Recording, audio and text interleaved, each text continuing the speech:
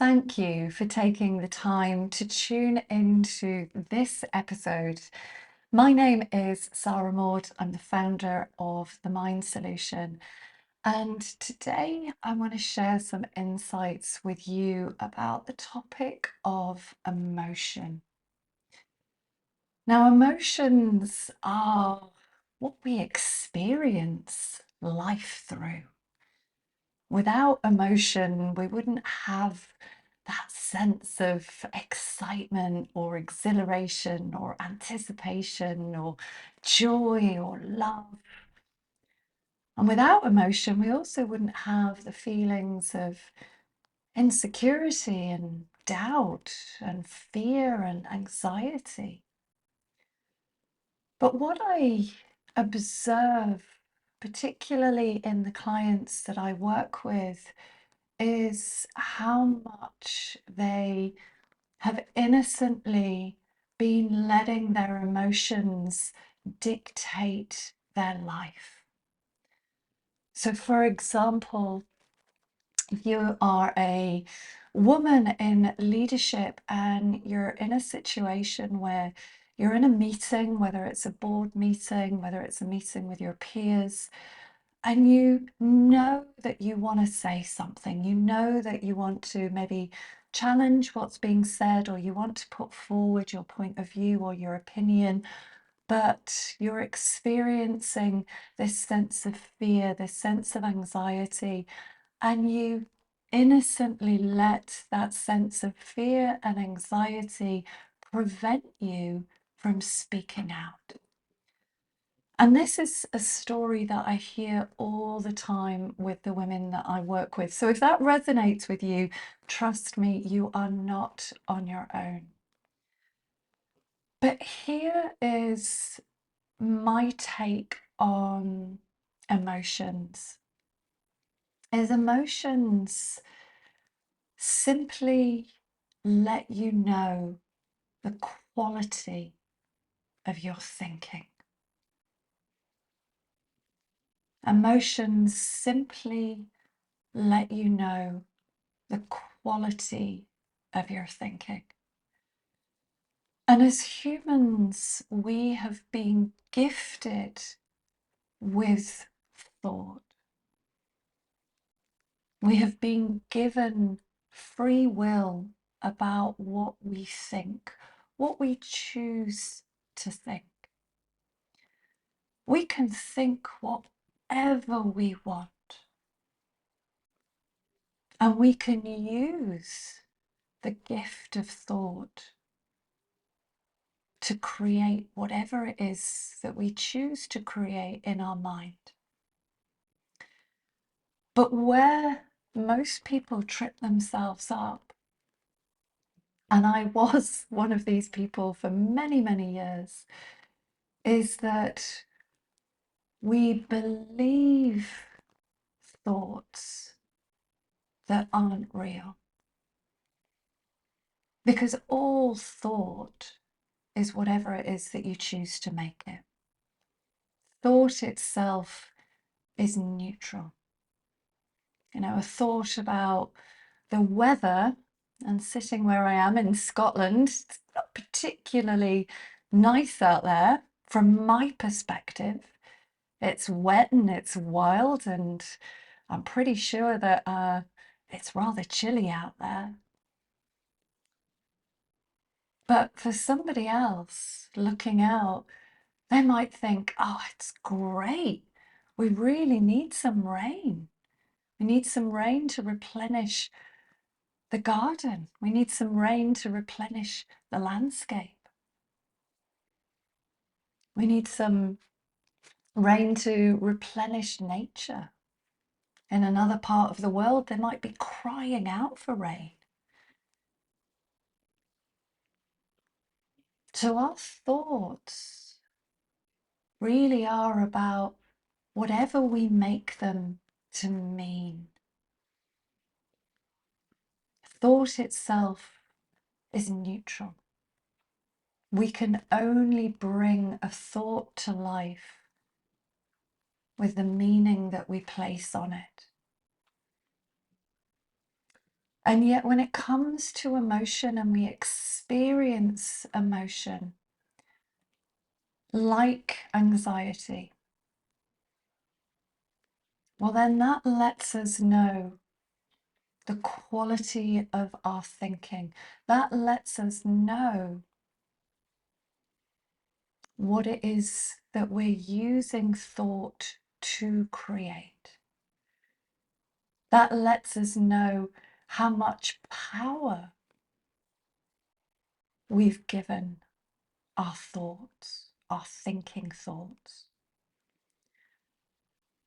Now, at this point, you might be wondering, well, is it a case of thinking positively? And it's a question I get asked a lot. And you might be surprised to hear that my answer is no. It's not a case of trying to think positively. Because if your mind is racing with thoughts that are creating anxiety, that are creating worry, fear, doubt, insecurity, to try and start thinking positively, well, that's like driving down the motorway or the freeway at 100 miles an hour and then suddenly having to do a right turn. You're likely to be all over the shop in whatever car you're driving. So trying to force the mind in a different direction when there's so much momentum, you're going to throw yourself off into the ditch.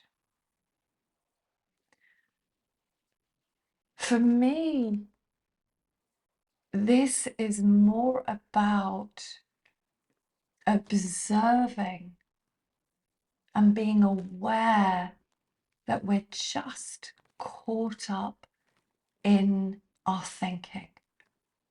And I guarantee those anxious thoughts, those fearful thoughts, those insecure thoughts, those thoughts about, am I capable? Can I really do this? Am I good enough?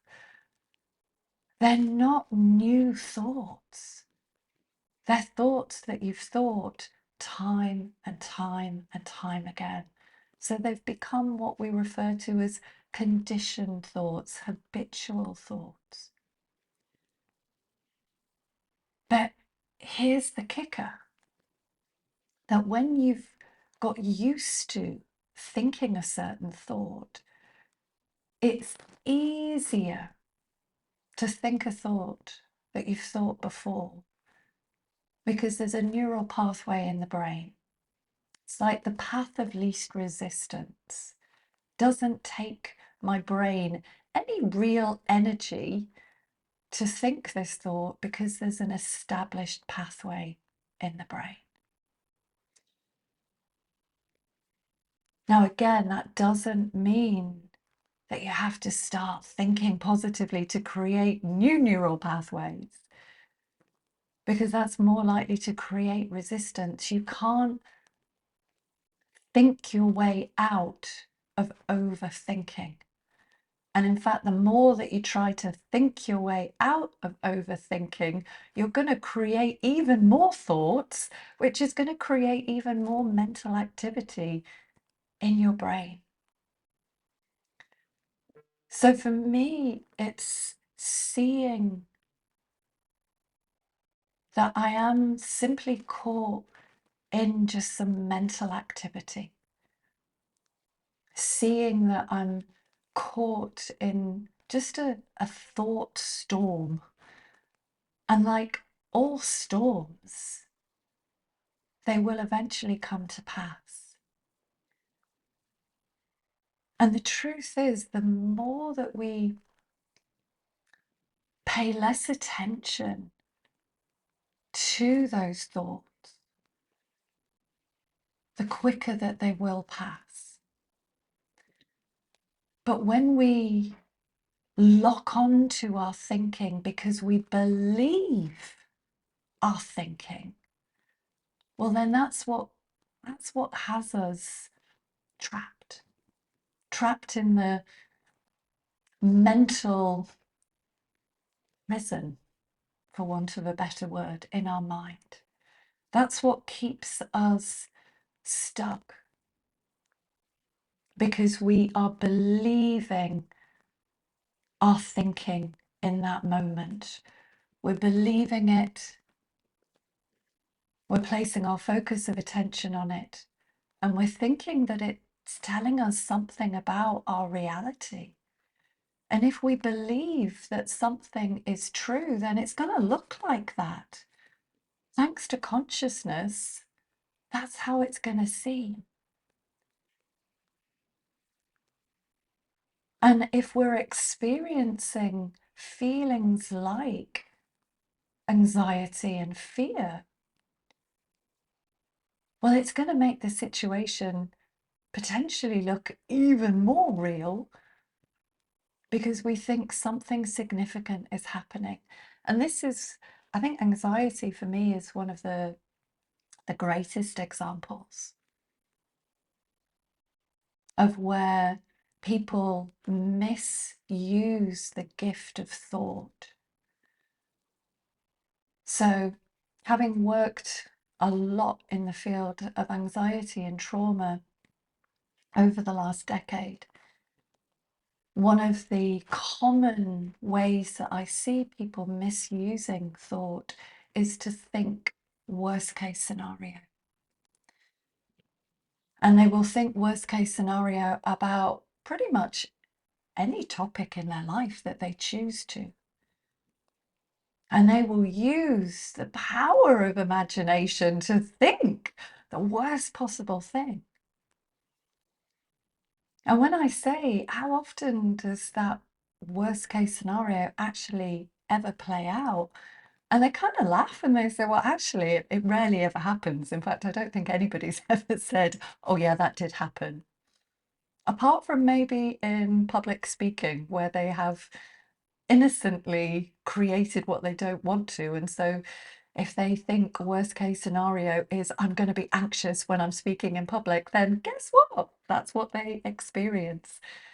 Because every thought is creating your future. It's creating your reality. It's creating what you expect. But again, coming back to our feelings.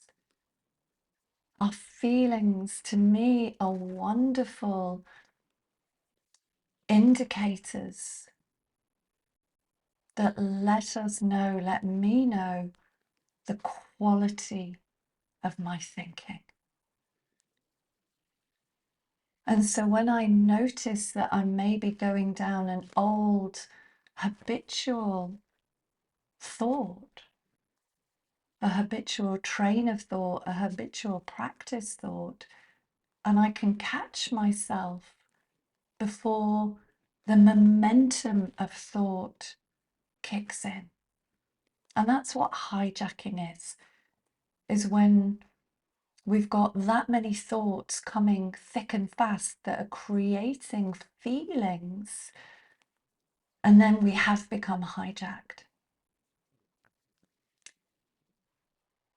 So for me, emotions are a beautiful indicator of my quality of thinking. And here's what I notice more and more and more is that when I'm in a state of contentment, when I'm in a state of calm, when I'm in a state of feeling relaxed, I'm actually not thinking. And that is, as Eckhart Tolle talked about, the power of now. Because as many of you might be familiar with, all we ever have is this moment.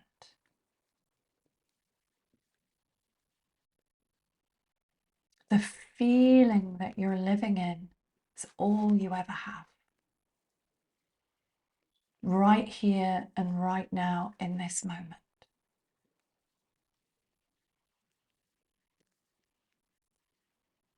And so when I'm in this present moment, well, then I'm naturally experiencing who I am.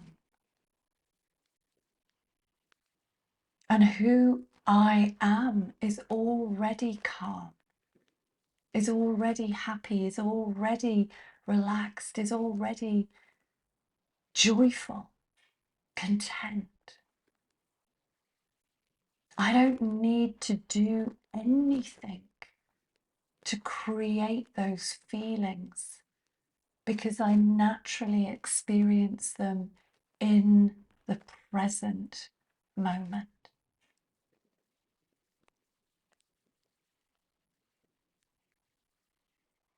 And I see so many clients experience real insights and breakthroughs when they see this for themselves. They see that the more that they let go of who they think they are, the more that they expand into the fullness of who they really are. If you think you're an anxious person, then you're going to experience that. And I guarantee that you're going to spend very little time in the present moment because you're very caught up in your head, caught up in those thoughts, believing those thoughts, honoring those thoughts, giving those thoughts power over your experience. And the more that we see through that, and we see the illusion of our thinking, then we can find ourselves just naturally settling down. It's just that innocently we've got it into our mind that we need to think about things. That if I'm thinking about something, then I'm doing something. If I'm thinking about a problem, then I'm going to find the solution. So I have always found the idea of brainstorming kind of an interesting concept because often the ideas, the solutions don't come from the intellect. It's why quite often, you might have people in a room for hours and hours and hours trying to brainstorm how to grow the business, how to bring in more money, how to resolve whatever issue, whatever the problem is. And they're there and they're bashing out ideas that are coming very much from the level of the intellect. But when they take a break and they say, you know what, we're not getting anywhere here. Let's have a break. Let's have a 15-minute natural break. And you get some people that go off and they use the bathroom. Some people go into the kitchen, they make a cup of tea. Some people maybe go and get some fresh air. And it's in those moments where thinking stops and they're able to receive an idea that hasn't come from their intellect, but it has come from their innate wisdom. And they come back into the room and they're like, I've got it. I know what the answer is. And so thinking more often than not is creating resistance, is getting in the way of you experiencing what you don't want if you're using the gift of thought to create what you don't want, which is a bit of a paradox because so many people that I work with, they say, I really want to feel good about myself. I want to feel calm. I want to feel safe in my body. I want to feel relaxed. I want to feel confident. I want to feel strong. And yet, when they see that innocently they've been creating thoughts to create what they don't want, a light bulb moment goes on. And so the more that we recognize and use our emotions as an internal sat nav or an internal compass that simply lets you know about the quality of your thinking, the more that you can fall back into the present moment where all your power is. And sometimes it's going to be easier for you to do that than others. In the same way that if you were driving down the road at 100 miles an hour,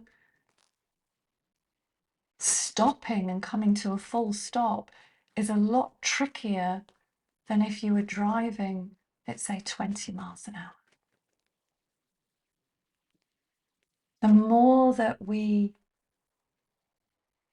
are content with this present moment and not laboring under the illusion that we've got to think about things, the more that we trust that actually the insight and the answers and the solutions that we're looking for exist, but they exist from that innate wisdom, and they don't always exist in the intellect. Well, then we're inviting something that's far greater than who we think we are to support us. And I know for me that that classic place, being in the shower, with very little on my mind. That's where, as I've spoken about before, I get the insight. Or if I'm out for a run with, again, very little on my mind, that's when the answers flow. So for me, this is about taking things off your mind. It's not about trying to think positively, because if you're trying to think positively, well, then that implies that you've got to do something. But when you are in the present moment and you are in that natural state of feeling calm, feeling good, feeling confident, any thoughts that flow through your mind are going to be a match to those feelings. So there's nothing that you have to do to try to think positively. So this is an invitation to use your emotions as that navigation system, to just be aware of the quality of your thinking and not to take it seriously. The less that you pay attention to your thoughts, they lose their power over you.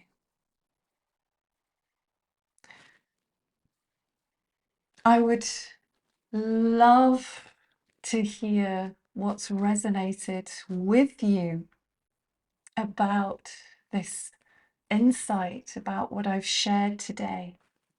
And if you are a woman in leadership and you're listening to this and thinking, I want to experience more of what I have shared, but I'm not sure that I can do it on my own, then please drop me a line, info@the Mind Solution, where I can talk to you about my specific Women in Leadership program that is designed to enable you to experience the fullness of who you really are, to experience that wonderful, innate, authentic woman who already is confident. She already is secure. She already believes herself, and she is just bursting to be set free. And I would be honoured to talk to you about that program and how it can support you. But for now, have a wonderful rest of your day.